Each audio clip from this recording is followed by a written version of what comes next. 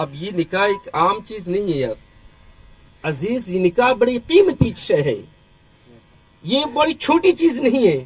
اور یاد رکھیں عورت یہ کوئی چھوٹی چیز نہیں ہے. اللہ تبارک تعالیٰ نے اس عورت کے لیے، خاتون اسلام کے لیے، اللہ نے لغو پیدا نہیں فرمایا، فالتو میں پیدا نہیں فرمایا، بلکہ اللہ تبارک تعالیٰ نے عورت کو ایسے عالم میں پیدا فرمایا، ایسے عالم میں پیدا فرمایا کہ تمام عائش جنت میں سارے عیش و آرام تھے، پھر بھی آدم علیہ السلام کا دل نہ لگا. ایسے عالم میں حضرت آدم علیہ السلام سے دعا فرمائے کہ اللہ تو نے عیش و آرام کی انتہا کر دی، سب کچھ عطا کر دیا ہے، اب کچھ ایسا عطا کر دے جس سے میرا دل لگ جائے. اللہ اکبر. بے چینی ہے، بے قراری ہے، بے قراری کو قرار مل جائے، بے چینی کو چین مل جائے، ایسا سکون میں ایسا عطا کر دے. اللہ اکبر. حضرت آدم علیہ السلام کی دعا قبول فرمائی اور اللہ تبارک تعالیٰ نے آپ کی بائیں پسلی سے حضرت حوا علیہ السلام کو پیدا فرمایا. بولے سبحان اللہ. میں یہاں پہ یہ کہنا چاہتا ہوں عزیز کہ آدم علیہ السلام کو جنت میں کس چیز کی کمی تھی؟ اور میں یہاں پر اس لیے مخاطب ہو رہا ہوں اس واقعے کے ساتھ کیونکہ یہاں عورتیں زیادہ بیٹھی. ضرورت کیا تھی؟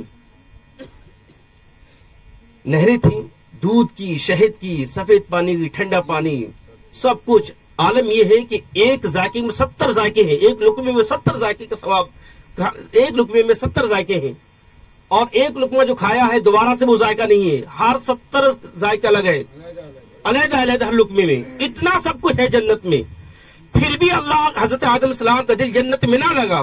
ایسے عالم میں آپ نے دعا فرمائی اللہ مجھے کوئی ایسی عطا کر دے جس سے میرا دل لگ جائے. تو پتا چلا کہ عورت سکون کی چیز ہے، جس گھر میں سکون ہوتا ہے اس گھر میں خوشحالیاں ہوا کرتی ہے. اب اندازہ لگائیے یہ قیمتی کتنا نکاح جو ہے کتنی قیمتی چیز ہے. ہر حال میں سکون ہو، عورت کا کتنا اہم رول ہے کیا سکون کے لیے. اگر جو عورت اپنے مرد کے لیے سکون میسر نہ کر پائی تو میں سمجھتا ہوں کہ اس کی تخلیق جو ہے اس لیے ہوئی کہ دل لگے، وہ بہلانے کی دل لگے، اس سے دل لگ جائے. اور عورت سے دل نہ لگے، عورت گھر میں فساد جھگڑے کرے، مرد آئے باہر سے اور عورت اس کی قدر نہ کرے.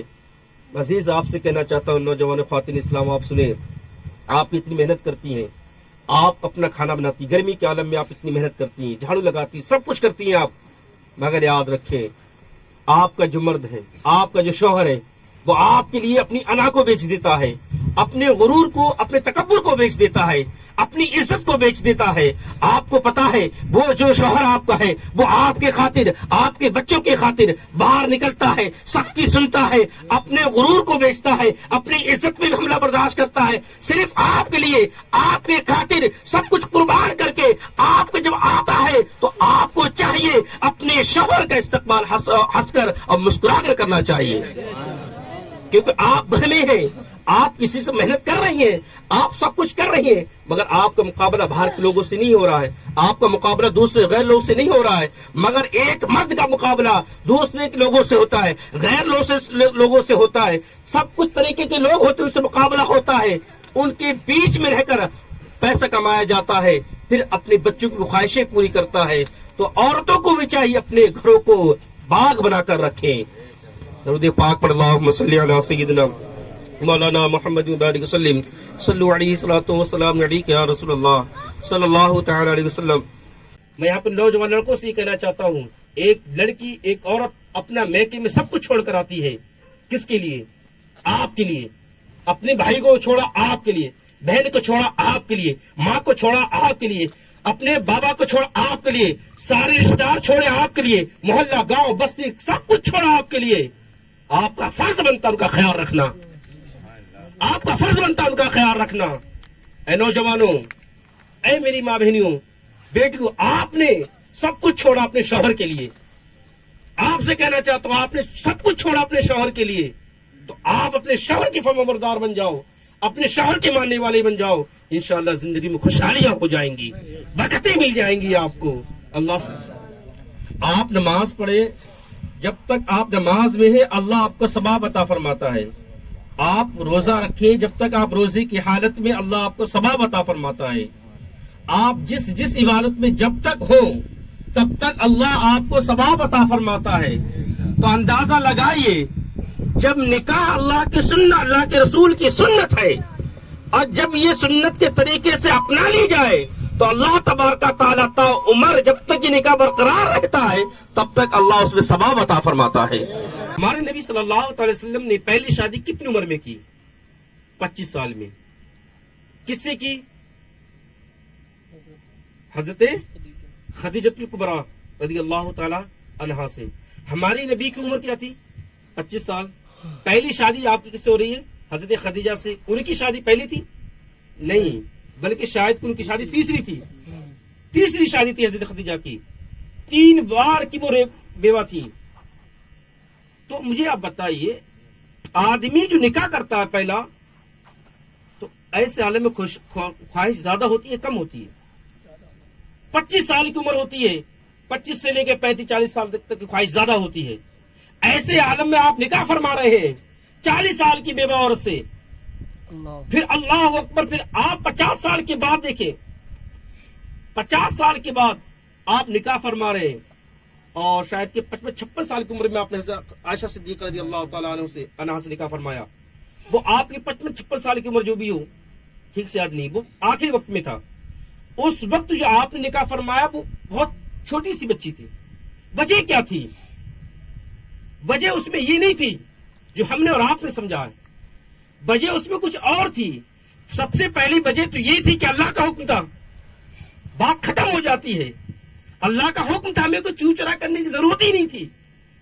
مگر جب اعتراض ہوتا ہے تو جواب دیا جاتا ہے. حضرت عائشہ صدیقہ رضی اللہ تعالی عنہا سے نکاح کرنے کی بات یہ تھی کہ اب بہار کے مسئلے بتانے کے لیے، مرد کے مسئلے بتانے کے لیے، مرد نماز کیسے پڑھیں گے، مرد زکات کیسے دیں گے، مرد روزے کیسے رکھیں گے، ان سب کے بتانے کے لیے حضرت صدیق اکبر موجود تھے، حضرت عمر فاروق موجود تھے، حضرت ابو ہریرہ موجود تھے، مولا علی موجود تھے، عثمان غنی موجود تھے، حضرت انس موجود تھے، حضرت مالک موجود تھے. اس طریقے سے کم و بیش 1-2 لاکھ صحابہ موجود تھے. سارے مسئلے بیان کرنے کے لیے بات آتی یہ ہے کہ گھر کے مسئلے بیان کون فرماتا، بستر کے مسئلے کون بیان فرماتا. ایسے عالم میں اللہ نے حکم فرمایا اے میرے نبی حضرت عائشہ سے نکاح فرماؤ. وہ عالمہ ہے، وہ زاہدہ ہے، وہ عقل کی فہم کی ممتاز عالمہ ہے، آپ اس سے نکاح فرما لو. وہ سارے مسئلے بیان فرما دیں گی عورت کے. اللہ اکبر. حضرت مرد لوگ مسئلہ معلوم کریں گے تو حضرت ابو بکر کے پاس چلے جائیں گے، حضرت صدیق اکبر کے پاس چلے جائیں گے، حضرت عمر فاروق کے پاس چلے جائیں گے. عورت کس کے پاس جائیں؟ تو پتا چلا نبی نے جو حضرت عائشہ سے نکاح فرمایا وہ اس لیے فرمایا تاکہ نبی اپنے زوجہ کو سارے مسئلے بتا دے، تاکہ وہ جو حضرت عائشہ عورتوں کے مسئلے عورت کو بتا دے.